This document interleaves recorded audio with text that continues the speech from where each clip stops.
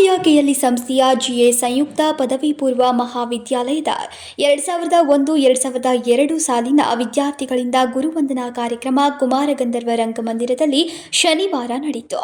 ಗುರುವಂದನಾ ಸಮಾರಂಭವನ್ನು MN Hallikeri ಉದ್ಘಾಟಿಸಿದ್ರು. C K Unkal ಅಧ್ಯಕ್ಷತೆಯನ್ನು ವಹಿಸಿದ್ರು.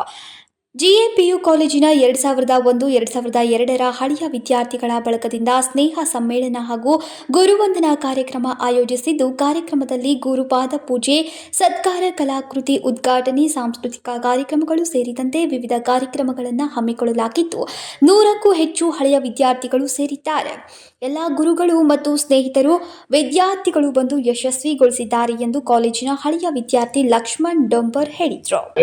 ಈ ದಿನ ನಮ್ಮ ಜಿಎ ಕಾಲೇಜಿನ ಪದವಿ ಪೂರ್ವ ಕಾಲೇಜು 2001-2002 ಸಾಲಿನ ವಿದ್ಯಾರ್ಥಿ ಬಳಗದಿಂದ ಸ್ನೇಹ ಸಮ್ಮೇಳನ ಅಥವಾ ಮತ್ತು ಗುರುವಂದನಾ ಕಾರ್ಯಕ್ರಮವನ್ನು ಏರ್ಪಾಡು ಮಾಡಿದ್ದೀವಿ. ಈ ಕಾರ್ಯಕ್ರಮ ಎಲ್ಲ ಗುರುಗಳು ಮತ್ತು ಸ್ನೇಹಿತರು ಆಗಮಿಸಿ ಈ ಕಾರ್ಯಕ್ರಮವನ್ನು ಯಶಸ್ವಿಗೊಳಿಸಿದ್ದಾರೆ.